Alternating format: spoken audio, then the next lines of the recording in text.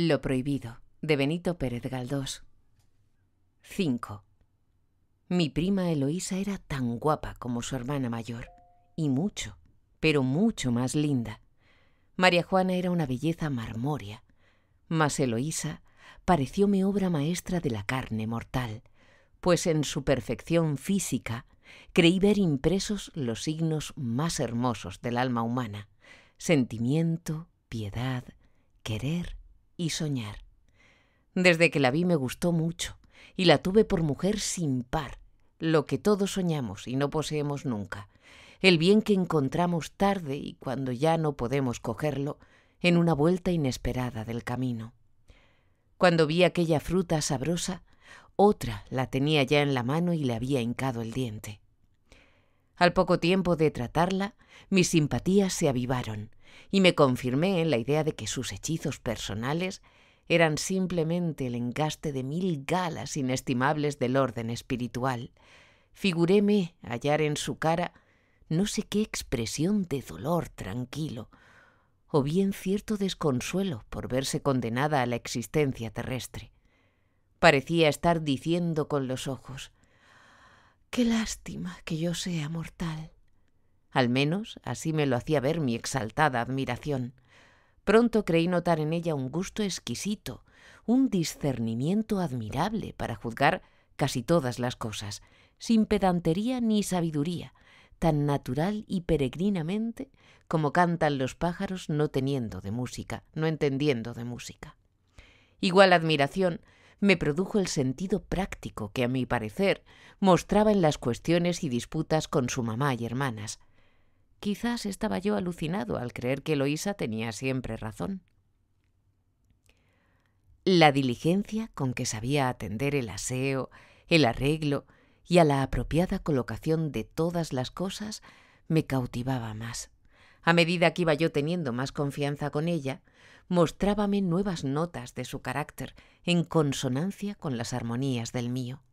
En su ropero y en una hermosa cómoda antigua tenía colecciones bonitísimas de encajes, de abanicos, de estampas y algunas alhajas de mérito artístico.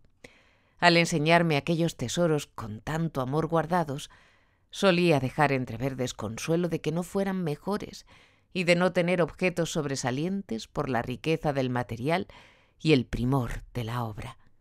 El «si yo fuera rica», esa expresión, esa queja universal que sale de los labios de toda persona de nuestros días, y de estos alientos se forma la atmósfera moral que respiramos, brotaba de los suyos con entonación tan patética que me causaba pena. Por otras conversaciones que tuvimos, hube de atribuirle notable aptitud para apreciar el valor de las acciones humanas, teniendo, por tanto, andada la mitad del camino de la virtud. Todo esto pensaba yo en mi entusiasmo caballeresco y silencioso por aquella perla de las primas.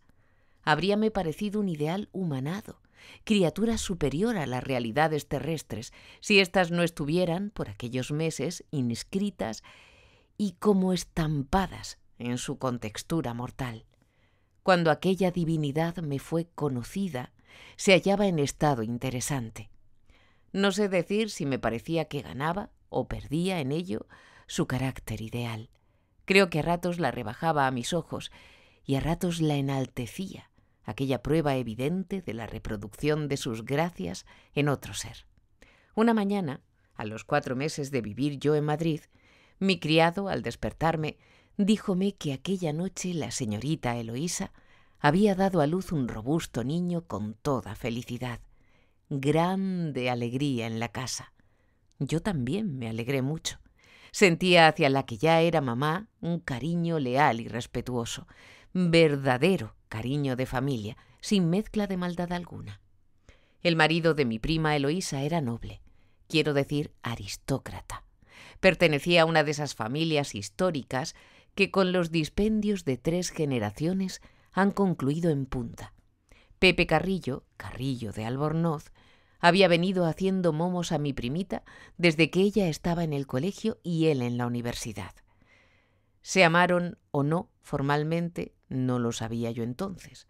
Solo me consta que fueron novios más o menos entusiasmados, como unos 8 años, y que cumplieron todo el programa de caritas, oserías y telegrafía pavisosa en retratos y paseos.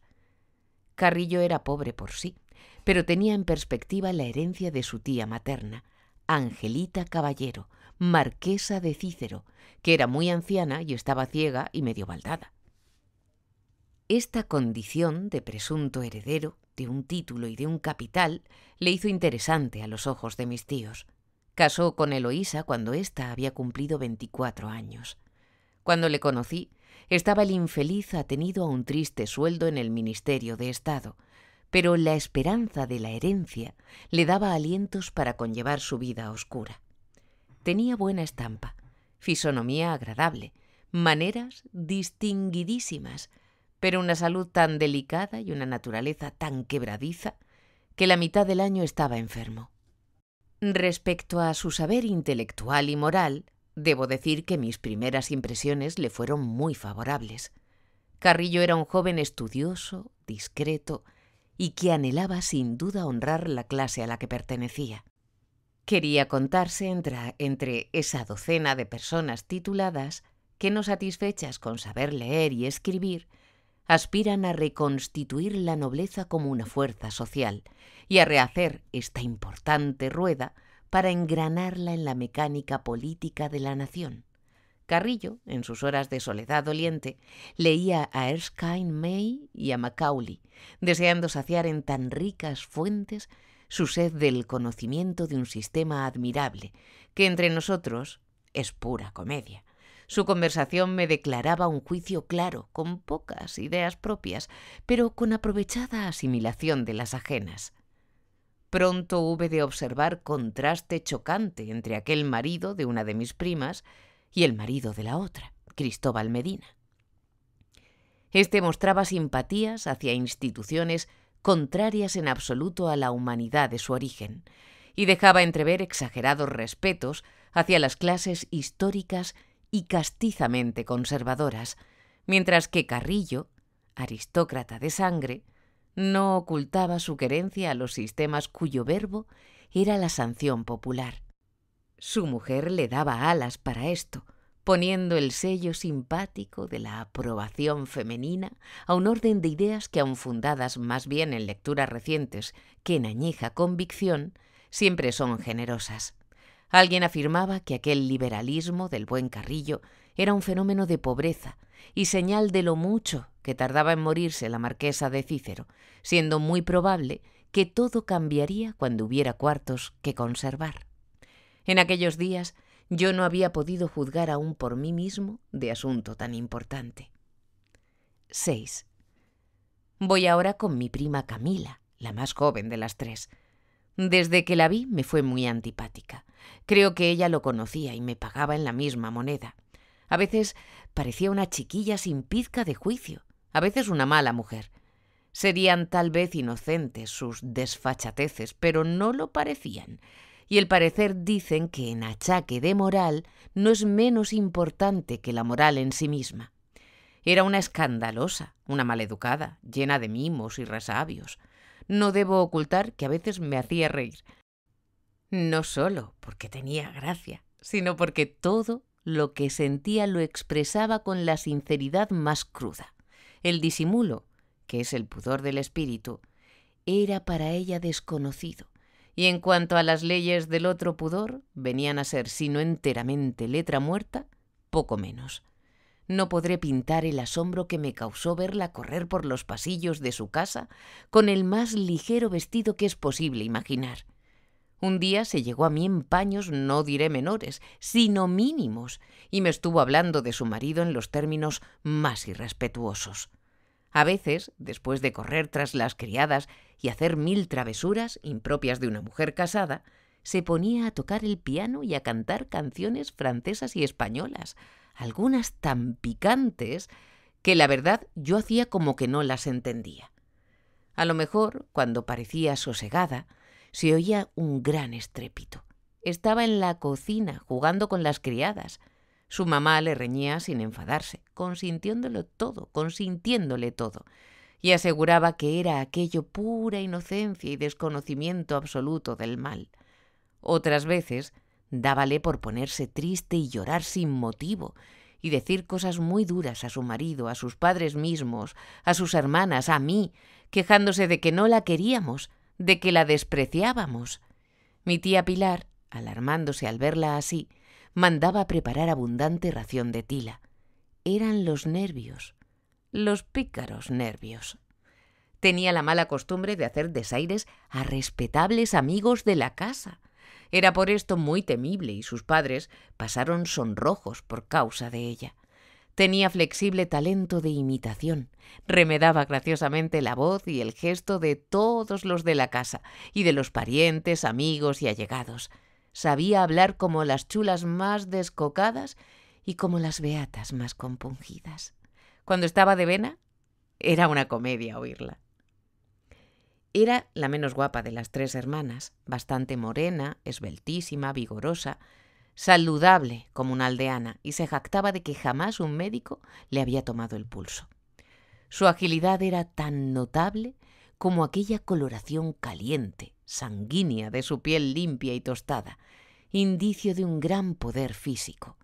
Sus ojos eran grandes, profundamente negros y flechadores, como algunos que solemos ver cuando visitamos un manicomio. Francamente, me pareció que si no era loca le faltaba muy poco. Yo sentía miedo al oírle conceptos y reticencias que nunca están bien en boca de una señora. No podía soportar aquel carácter, que era la negación de todo lo que constituye el encanto de la mujer. La discreción, la dulzura, el tacto social, el reposo del ánimo, el culto de las formas éranle extraños. Considerábala como la mayor calamidad de una familia, y al hombre condenado a cargar semejante cruz teníale por el más infeliz de los seres nacidos. El nazareno de aquella cruz era un joven oficial de caballería llamado Constantino Miquis, de familia manchega, hermano de Augusto Miquis, médico de fama. A tal le consideré desde que le vi, destituido de todo mérito, de toda prenda seductora y de todo atractivo personal que pudieran encender el cariño de una joven.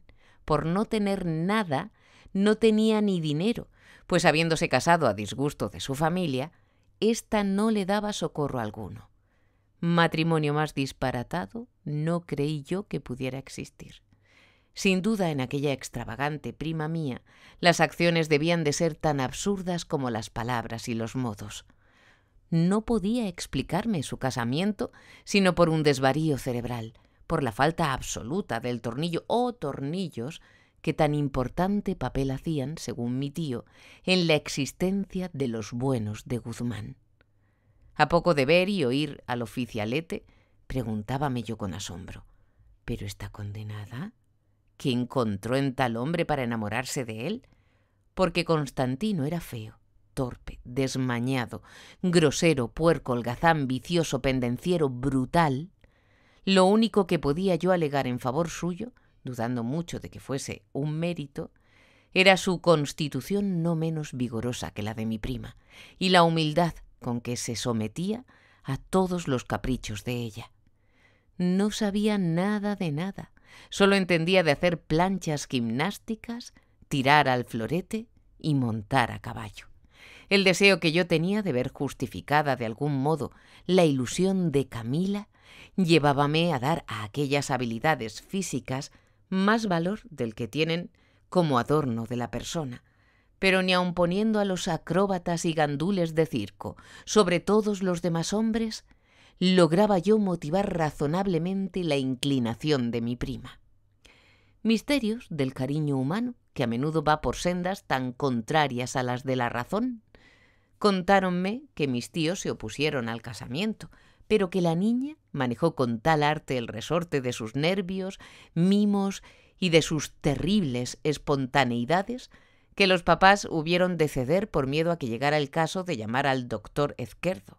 Cuando tuve confianza con ella, le decía yo: «Vamos a ver, Camila, sé franca conmigo. ¿Por qué te enamoraste de Constantino? ¿Qué viste, qué hallaste? Sé franca conmigo. ¿Por qué te enamoraste de Constantino?» ¿Qué viste? ¿Qué hallaste? ¿Qué te gustó en él para distinguirle entre los demás y entregarle tu corazón? Y ella, con naturalidad que me confundía, replicaba: pues le quise porque me quiso y le quiero porque me quiere. Dijéronme que después de casada, las rarezas de mi prima habían tenido alguna ligera modificación. Pues buena sería antes, pensaba yo. A su marido le trataba, delante de todo el mundo, con extremos y modales chocantes. Unas veces le daba besos y abrazos públicamente. Otras le decía 1000 perrerías, tirábale del pelo y aún le pegaba, gritando: «¡Quiero separarme de este bruto! ¡Que me lo quiten!». Pero el estado pacífico era el más común, y las breves riñas paraban pronto en reconciliaciones empalagosas, con besuqueo y tonterías poco decentes a mi ver. El oficialete era una alhaja. Quejábase con insolente amargura de estar muy atrasado en su carrera. «Pero usted», le preguntaba yo, «¿qué ha hecho? ¿En qué acciones de guerra se ha encontrado? ¿Cuáles son sus servicios?». Al oír esto un día, miróme de tal modo que pensé que iba a sacar el sable y a pegarnos a todos los presentes. Pero lo que hizo fue soltar una andanada de groseras injurias contra toda la plana mayor del ejército. Francamente, me daba tanto asco que le volví la espalda sin decirle nada. No le creía merecedor ni aun de la impugnación de sus estupideces. María Juana, que estaba allí, díjome aparte con mal contenida ira: «Siento no ser hombre para darle 2 bofetadas».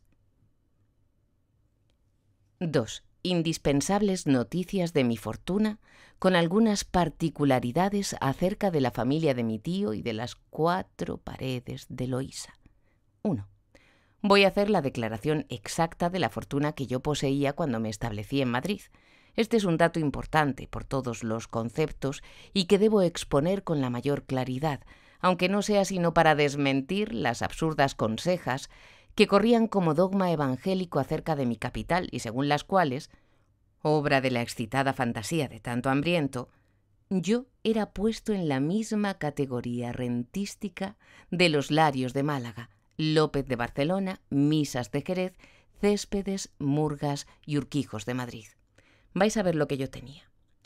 Al desaparecer del mundo comercial la casa, que giraba con mi firma, celebré un convenio con los hijos de Nefas, que se hicieron cargo de todos mis negocios mercantiles para unirlos a los de su casa, quedando además encargados de liquidar los asuntos pendientes. Según mi cuenta, la liquidación arrojaría unos 40.000 duros a mi favor, que los referidos hijos de Nefas se reservarían, puesto que yo entraba a formar parte de la casa como socio comanditario. Las viñas arrendadas podían capitalizarse en otros 40.000 duros.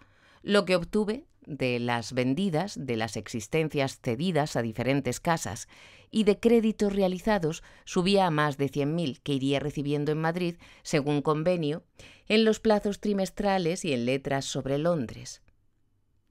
Pensaba emplear este dinero conforme lo fuera cobrando en valores públicos o inmuebles urbanos. Producto de ventas anteriores y de la legítima de mi madre, tenía yo en Londres 17.000 libras, parte situadas en casa de Mildred Goyeneche, parte empleadas en renta inglesa del 3%. Estos 75.000 duros, unidos a lo anterior, hacen ya 255.000.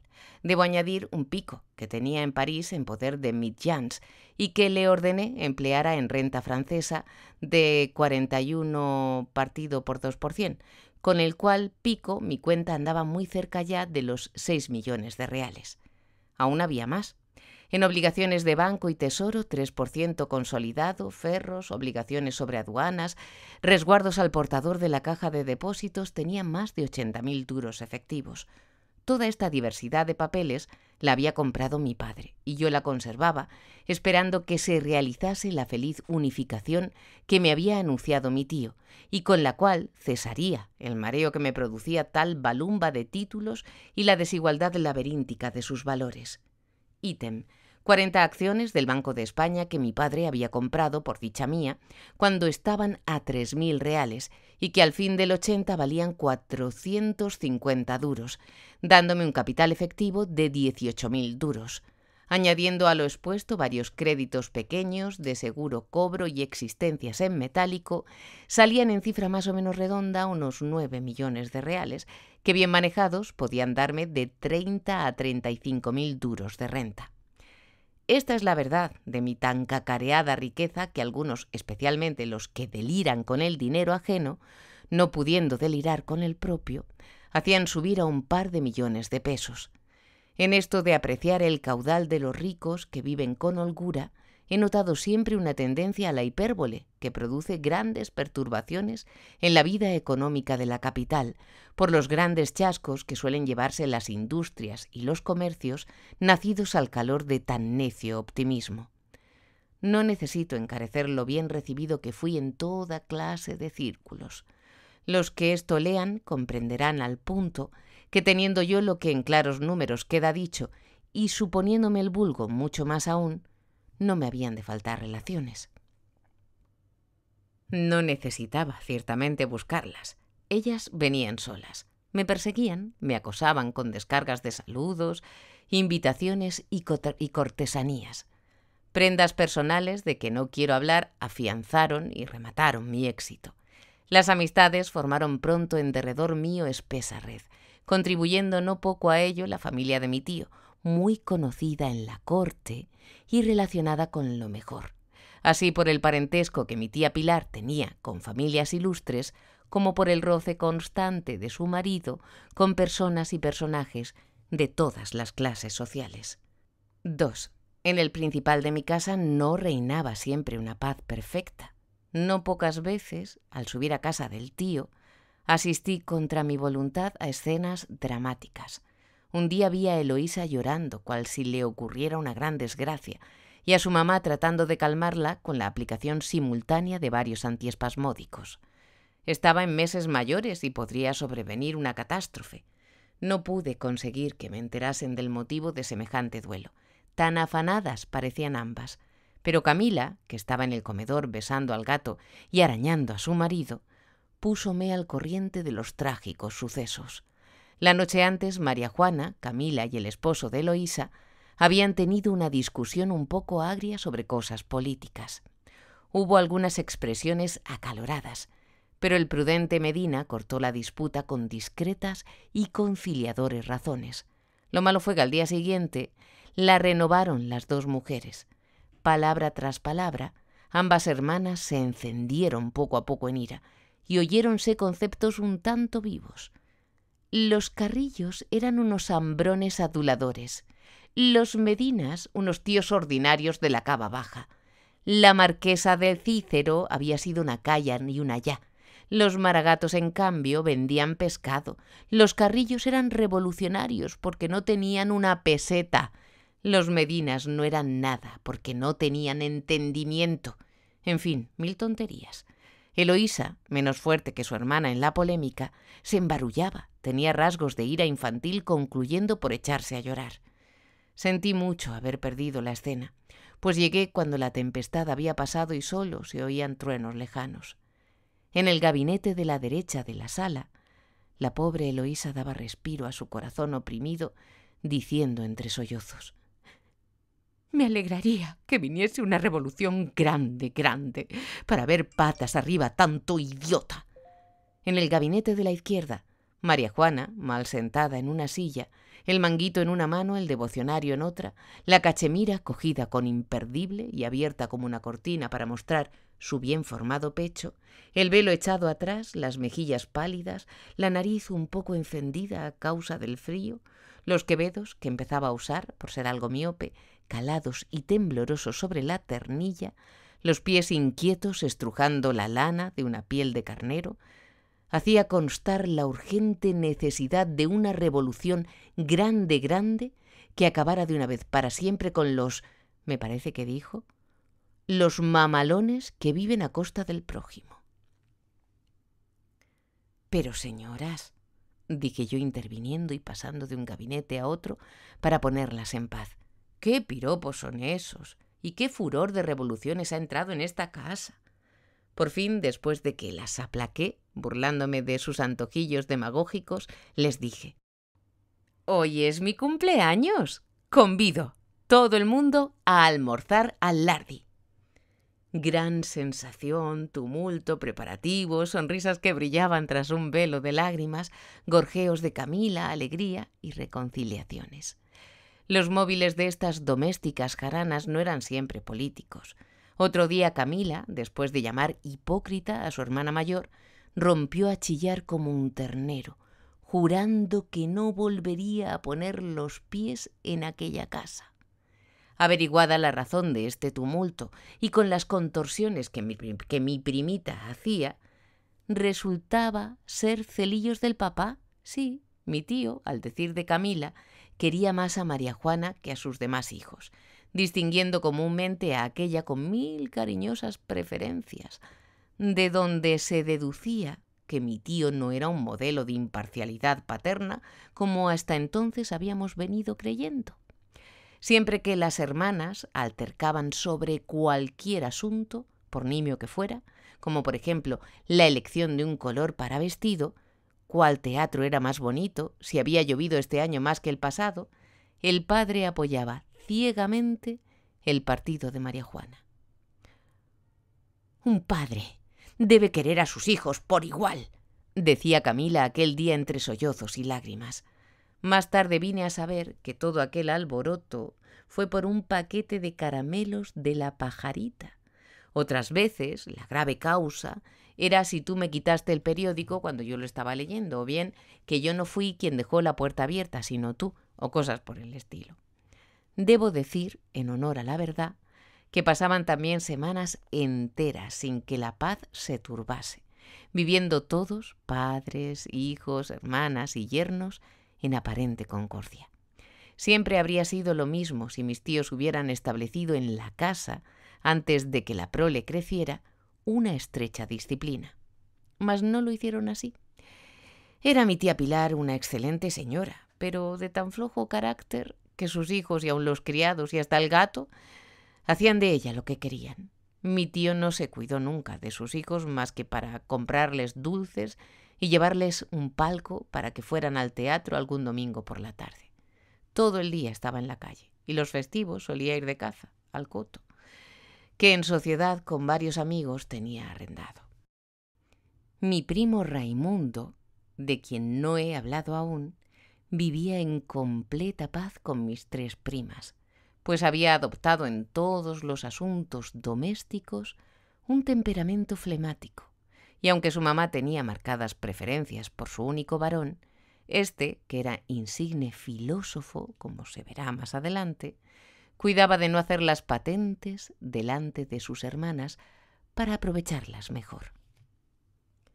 3. He dicho que en enero del 81 dio a luz Eloísa el primer nieto que tuvieron mis tíos. El tal absorbía por completo la atención de toda la familia. Abuelos, tías y madre eran pocos para mimarle. Las funciones de su organismo nuevecito, al estrenar la vida y ensayarse en los procederes elementales del egoísmo humano, preocupaban hondamente a todos los de la casa.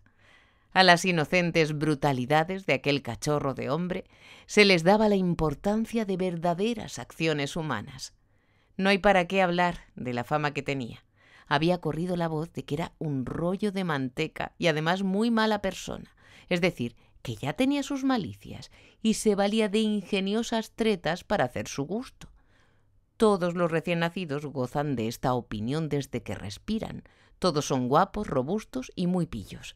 Y sin embargo, todos son lo mismo, feos, flácidos, colorados, más torpes que los niños de animales y siempre mucho menos graciosos. Del de Eloísa se contaban maravillas, era un granuja.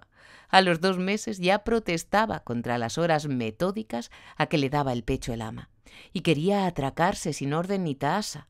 Era pues un gastrónomo y un libertino.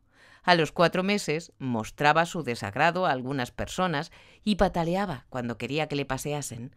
Tenía la poca vergüenza de reírse de todo y cuando le ponían un reloj en la oreja Se la echaba de listo, como diciendo, ya sé lo que es eso, a mí no me la dan ustedes. A los 5 meses era realmente una preciosidad. Se parecía a su mamá. Salía a los buenos de Guzmán en la figura y en el carácter. El ama relataba 1000 incidentes y malicias que indicaban el talento que iba a sacar. Algunas noches había conciertos a que felizmente no asistía yo. Para impedirle que durmiera de día, le paseaban por la casa, le bajaban alguna que otra vez a la mía y procuraban entretenerle haciéndole fijar la vista en objetos de colores vivos. Cuando se cansaba, restregábase el hocico con los puños cerrados que parecían 2 rosas sin abrir, y a veces me obsequiaba con una sonata de las mejores suyas. Alguna vez le cogía yo en mis brazos y le paseaba, procurando que se fijara en una lámpara colgante, objeto al cual repetidas veces consagraba una atención profunda, como de persona inteligente. Parecía decir, vean ustedes, estas son las cosas que a mí me gustan. No sé en qué consistía, que en mis brazos se tranquilizaba casi siempre. Sin duda sentía hacia mí una respetuosa estimación que no le inspiraba el ama. Mirábame con atónita dulzura, mascando sosegadamente un aro de goma y arrojando sobre mi pecho las babas que no podía recoger su babero. Con aquella muda saliva me decía sin duda, estoy pensando aquí para mis babas que usted y yo vamos a ser muy buenos amigos. Todos le querían mucho y yo también, correspondiendo a la confianza y consideración que le merecía. Ved aquí cuán fácilmente me asimilaba a los sentimientos de la familia, porque mi carácter fue siempre, salvo en las ocasiones de mal nervioso, refractario a la soledad. No me gustaba vivir en lo interior de aquella república, pero sí en sus agradables cercanías. Poco a poco fui acostumbrándome al calor lejano de aquel hogar. Así lo quería yo, bastante cerca para matar el frío, bastante lejos para que no me sofocara. Mis tíos, mis primas, los maridos de mis primas y el retoño, aquel baboso, me interesaban ya y eran necesarios en cierto grado a mi existencia. Pero he de confesar que Eloísa era, de todos ellos, la que se llevaba la mejor parte de mis afectos. Solía consultarme sobre cosas de su exclusivo interés, y yo, que todo el invierno lo empleé en instalarme bien y cómodamente, pues era muy tardo y dificultoso en elegir los muebles, le pedía un día y otro el concurso de su buen juicio y de su gusto supremo para aquel fin. Entre paréntesis, diré que yo decoraba mi casa con lujo, adquiriendo todo lo bonito y elegante que encontraba en las tiendas, y haciendo traer directamente algunos objetos de París y Londres. Soltero, rico y sin obligaciones, bien podía darme el gusto de engalanar suntuosamente mi vivienda y ser, conforme lo exigía mi posición social, amparo de las artes y la industria. Desconfiando siempre de mí mismo en materia de gusto artístico, me sometía al parecer de Eloísa, y nada se ponía en las paredes de mi casa sin que antes pasase por la prueba de su entendida crítica. Comprendí que ella gozaba extraordinariamente en ello, y como había tela de dónde cortar, yo adquiría cada vez mejores y más escogidas cosas. Mi afecto hacia ella era de una pureza intachable, tan así que gozaba oyéndola elogiar a su marido. Díjome un día, el pobre Pepe vale bastante más de lo que creen papá y los amigos de casa. Tiene inteligencia, pero la pobreza y su poca salud le acobardan mucho. Otro día me dijo con acento bastante triste que estaba hastiada de vivir en casa de sus padres, que además de la idea de serles gravosa, le mortificaba la falta de independencia, que deseaba ardientemente tener su casa propia, sus 4 paredes, para vivir solita con su marido y con su hijo. Con la renta de Pepe no había que contar para ese propósito tan honrado y tan legítimo, pues la paga del ministerio y el producto de unos foros gallegos que además disfrutaba, apenas eran suficientes para vestirse ambos y para el ama y algunas menudencias. «Oye lo que me ocurre», me dijo otro día en ocasión que subí a su casa para que me hiciera el favor de elegirme unas alfombras. A ver qué opinas. El ministro de Ultramar, que es muy amigo nuestro, anoche comieron él y papá en casa de la de San Salomó. ha ofrecido a Pepe un buen destino en Cuba. Dice papá que si tiene arreglo puede sacar en un par de años 100.000 duros, sin hacer cosas malas, ¿entiende? Otros han traído más en mucho menos tiempo. ¿Te parece que debe aceptar? En toda la noche no he podido dormir pensando en esto. Pues si por un lado quisiera resolver este acertijo de nuestro modo de vivir, por otro no me haría maldita gracia separarme de mi marido. Y lo que es irme yo a América, al pensarlo, no son plumas, sino nidos de avestruces lo que siento en mi garganta. El pobre Pepe no tiene salud para aquellos climas, y al mismo tiempo no sé. La idea de verle entrar en casa acompañado de 100.000 duros es terrible alternativa esta, ¿no es verdad? Parece que la marquesa de Cícero está ahora muy fuerte. ¿Qué opinas tú? ¿Debemos aceptar el destino? Esta inesperada consulta me puso en gran perplejidad, pero mi buen juicio y mi conciencia, que teóricamente al menos estaba llena de rectitud, inspiráronme pronto la respuesta. No, Pepe no debía exponerse a los peligros de la fiebre amarilla. No faltaba más. ¿Qué sería de su pobrecita mujer sola y muerta de pena en Madrid? Por ningún caso. Estaría siempre en un puro afán, pensando si le daba o no le daba el vómito, y de correo en correo su vida sería un martirio de incertidumbre. ¿Y todo por qué? Por una riqueza ilusoria. Pepe era decente y honrado, y no sabría centuplicar, como otros, los gajes de su empleo. Ríete, le dije, de esas ganancias sin hacer cosas malas. Pepe se volverá a España con las manos tan limpias como su conciencia y los bolsillos más limpios aún. Añadí que la providencia se encargaría de arreglar aquel asunto mejor que el ministro de ultramar. Por más que dijeran, Angelita Caballero no podía ya vivir mucho. Yo la había visto el día antes en su carruaje hecha una hoz tan encorvada que parecía estar besándose las rodillas. Paciencia, paciencia y calma. Lo recuerdo porque después de aquella conferencia fuimos todos, Camila inclusive, a casa de María Juana a ver pasar la procesión del centenario de Calderón. Los prudentes consejos que di a Eloísa fueron bien acogidos por ella y aceptados con alma. Aquel día y los siguientes estuve pensando cuán fácil me sería realizar el noble sueño de mi prima, pues con parte de lo que yo gastaba en superfluidades habría bastado para que ella tuviese aquellas 4 paredes suyas que la traían tan desazonada. Pero esto era tan irregular y contravenía de tal modo las leyes sociales que no era posible expresarlo ni aun como un ofrecimiento de pura fórmula, de esos que previamente sabemos no serán aceptados. Hablar de tal cosa habría sido imperdonable falta de delicadeza. Calléme, pues, repitiendo para mi sayo una cosa que más de una vez había oído de labios de la propia Eloísa en sus horas de tristeza, y era que los bienes de la tierra están muy mal repartidos. 3. Mi primo Raimundo, mi tío Serafín y mis amigos. 1. Con este bueno de Guzmán había tenido yo trato anteriormente por haber pasado conmigo una larga temporada en Jerez y Cádiz. Pocas personas poseen, como mi primo Raimundo, el don envidiable de cautivar y agradar de primera intención, porque a pocos seres concedió naturaleza tal caudal de prendas brillantes, calidades de esas que podríamos llamar ornamentales, porque no dan valor positivo a las personas, sino que lo fingen. Cuando le conocí en Andalucía, estaba Raimundo en todo su esplendor y en el apogeo de su deslumbradora originalidad. En Madrid ya le encontré algo decaído. Se me parecía a los artistas que, abusando de sus facultades, caen en el amaneramiento. En ocasiones lo que antes hacía en él tanta gracia principiaba a ser enfadoso. Sus excentricidades y paradojas, sus ráfagas de ingenio, eran para un rato nada más. Comenzaba a tener manías estrambóticas y a padecer lamentables descuidos en su conducta social y privada. No era ya el hombre entretenidísimo, ameno y simpático de otros tiempos.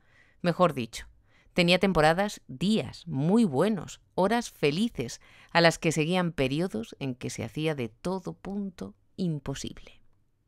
En España son comunes los tipos como este primo mío, creeríase que son producto del garbanzo y que este vegetal ha ingerido en la raza los talentos decorativos. He conocido muchos que se le parecen, aunque en pocos he visto combinarse tan marcadamente como en él lo brillante con lo insustancial. Había tenido Raimundo una educación muy incompleta. Había leído poco, muy poco, y no obstante hablaba de todas las cosas, desde las más frívolas a las más serias, con un aplomo, con una facundia, con un espíritu que pasmaban. Los que por primera vez le oían y no le conocían se quedaban turulatos. A este don de tratar bien de todo reunía mi primo otros muchos. Hablaba francés e italiano con rara perfección. El inglés no lo hablaba, pero lo traducía, y de alemán se le alcanzaba algo. Aprendía las lenguas con facilidad suma, sin esfuerzo, no se sabe cómo. Su memoria, estupenda, descollaba también en la música. Repetía las óperas del repertorio moderno con recitados, coros y orquesta y trozos difíciles de música sinfónica y de cámara. Cantaba lo mismito que Tamberlik y declamaba como Rossi, imitando también a los actores cómicos más en boga. En esto de remedar voces y de asimilarse todos los acentos humanos, superaba con mucho a su hermana Camila, que igualmente tenía dotes de actriz y habría lucido en las tablas si a ello se dedicara. Mi primo no era pintor porque no se había puesto a pintar, pero buena prueba era de su aptitud lo que hacía con lápiz o pluma cuando por entretenimiento dibujaba cualquier figura. Hacía caricaturas deliciosas, frescas, fáciles, y a veces le vi trazar en serio, observando el natural, contornos de una verdad y elegancia que me pasmaban. ¿Por qué no te has dedicado a la pintura?, le preguntaba yo a veces, y él alzaba los hombros como diciendo: si me hubiera dedicado a todo aquello para que tengo disposición, no me habrían bastado la vida ni el tiempo. Porque también hacía versos, y tan buenos como los de otro cualquiera. Los componía serios y epigramáticos, burlescos y trágicos según le daba. En la prosa también hacía primores. La escribía de todas las castas posibles, académica y periodística, atildada y pedestre, declamatoria y picaresca. Cuando estaba de humor literario, cogía la pluma y decía: voy a imitar a Víctor Hugo. Pues escribía un trozo que parecía arrancado de Los Miserables. Otras veces imitaba a los clásicos de un modo que no había más que pedir, y como cogiera por su cuenta el estilo parlamentario y oficial que aquí priva, hacía cosas muy divertidas.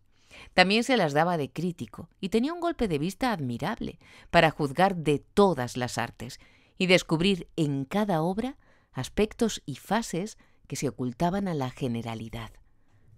Pues con tales disposiciones, las pocas veces que se vio en letras de molde no fue por lucimiento, porque pensar que hiciera y consumara un trabajo completo, regular, con principio y fin, era pensar lo imposible. A menudo, sus tareas literarias, empezadas con febril entusiasmo, se quedaban sin concluir. Cuando se le reprendía por su inconstancia, disculpábase con la carencia de estímulo que es la asfixia del escritor en nuestro país, con la falta de editores. ¡Oh, si aquí se cobrara por escribir! Esta era su moletilla, que iba siempre acompañada de la amarguísima exclamación de Larra: el genio ha menester del eco, y no se produce eco entre las tumbas. Estoy convencido de que si hubiéramos tenido un editor espléndido y sabio detrás de cada esquina, Raimundo no habría compuesto libro alguno ni aun del tamaño de una lenteja.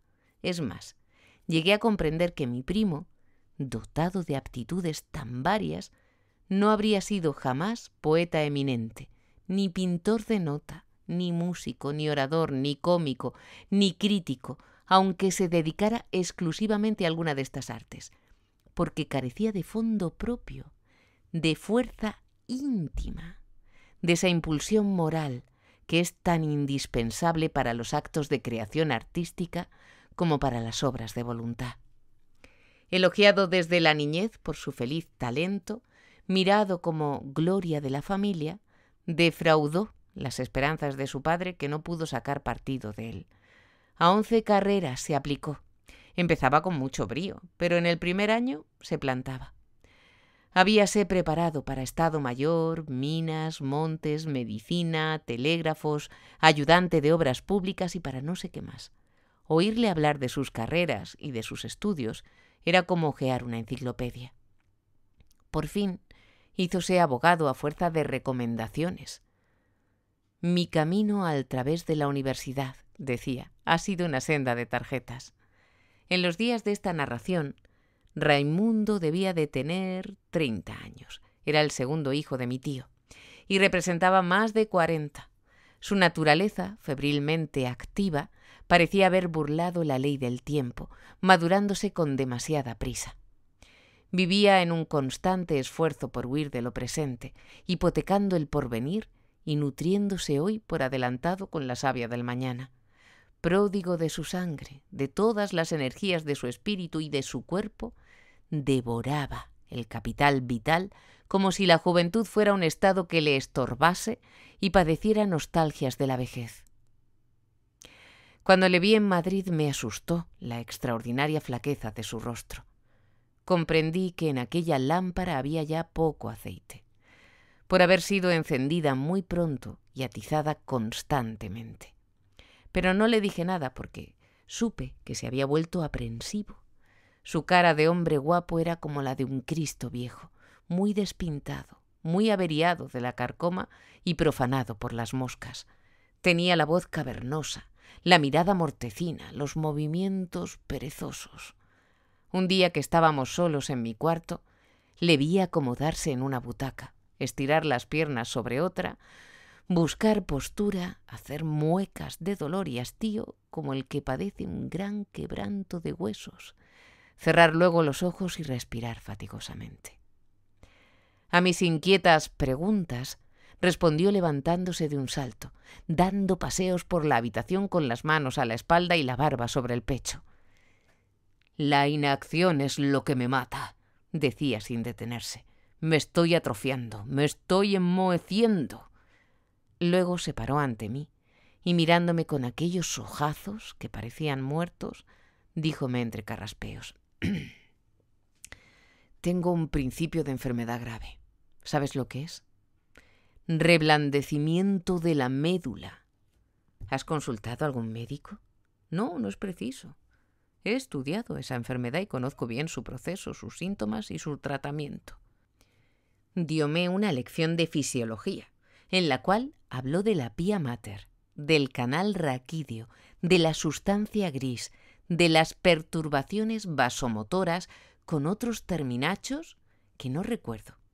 Debía de ser su atropellado discurso un tejido de disparates, pero tenía todo el aparato de lucubración científica, y para los legos en medicina, como yo, era un asombro. Sentóse luego, y tras aquellas sabidurías, dio en afirmar vulgaridades de curandero. Después le oí pronunciar en voz baja y con precipitación maniática sílabas oscuras. «¿Sabes?», me dijo de súbito contestando a mis preguntas. «¿Cuál es uno de los principales síntomas del reblandecimiento? La afasia, o sea, pérdida de la palabra. Empieza por inseguridad, por torpeza en la emisión de algunas sílabas. Las que primero se resisten a ser pronunciadas fácilmente y de un golpe son las de ere líquida después de t, es decir, las sílabas tra, tre, tri, tro, tru». Observé que Raimundo, haciendo visajes como los tartamudos, se expresaba con dificultad. Tenía su rostro palidez cadavérica. De súbito se marchó sin decirme adiós, pronunciando entre dientes no sé qué conceptos oscuros de una jerga ininteligible. Acostumbrado ya a sus extravagancias, no me ocupé más de él. Al día siguiente entró en mi cuarto con apariencia de estar muy gozoso. Se frotaba las manos y su semblante tenía mucha animación. «Hoy estoy muy bien, al pelo», me dijo. «Mira, para probar el estado de los músculos de mi lengua y cerciorarme de que funcionan bien, he compuesto un trozo gimnástico lingüístico. Recitándolo puedo sintomatizar la afasia y también prevenirla, porque fortalezco el órgano con el ejercicio. Si lo digo con dificultad, es que estoy malo. Si lo digo bien, escucha. Y con la seriedad más cómica del mundo, con asombrosa rapidez y seguridad de dicción, cual si estuviera imitando el chisporroteo de una rueda de fuegos artificiales, me lanzó de un tirón de un resuello este incalificable trozo literario. Sobre el triple trapecio de Trípoli trabajaban trigonométricamente trastocados 3 tristes triunviros trogloditas tropezando atribulados contra trípodes triclinios y otros trastos triturados por el tremendo tetrarca trapense. Y lo volvió a decir una vez y otra, sin poner punto ni coma, hasta que, cansado de reírme y de oír aquel traqueteo insufrible, le rogué por Dios que se callara. Raimundo se apegó a mi persona con tenacidad cariñosa. Era mi primer amigo y me acompañaba y entretenía mucho. Había en él algo de parásito, que adula a los ricos por recoger sus obras, y un poquillo de bufón que divierte a los poderosos. Me hacía pasar ratos agradables, charlando de cosas diferentes, ya por lo campanudo, ya por lo familiar.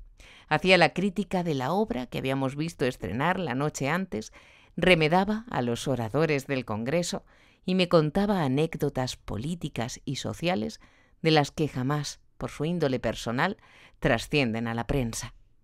Todo iba bien, mientras no le entraba la murria del reblandecimiento, pues entonces no se le podía aguantar. Así, desde que empezaba con el triple trapecio de Trípoli, ya estaba yo tomando mis medidas para echarle de mi cuarto. No solo era mi amigo, sino mi huésped, pues desde el parto de Eloísa se bajó a dormir a mi casa. Arriba no se cabe, me dijo un día. Me han ido acorralando poco a poco y por fin me han metido en un triclinio en que estoy trigonométricamente trastocado. Si quieres, puesto que tienes casa de sobra, me vengo a vivir contigo y así estaré más divertido y tú más acompañado. Tomóse para sí la holgada habitación interior que yo no necesitaba, y en las últimas horas de la noche, como en las primeras de la mañana, le tenía siempre junto a mí como mi sombra. Desde que perdió la esperanza de hacer carrera de él, su padre le proporcionó un empleillo en Fomento, el cual respetaban todos los gobiernos, considerándolo como sagrado tributo que la patria pagaba a mi tío. Raimundo no iba al ministerio más que el día de cobrar. Yo, decía, no reconozco más jefes que el habilitado. Desde el 20 del mes o antes se le acababan los fondos, fenómeno que se traducía al punto en síntomas de reblandecimiento y en la matraca insufrible de los triunviros trogloditas. No me marees, le decía yo, si no tienes dinero pídelo en castellano. A él se le encendían los espíritus con esto. ¿Es verdad o no que no hay guita? O si yo tengo un ojo médico, puesto que me pones la pistola al pecho para que lo confiese, exclamaba con solemnidad cómica. Cierto es. ¿Por qué no te clareabas? Ah, porque yo digo, como Fontenelle, que si tuviera la mano llena de verdades, no las soltaría sino una a una.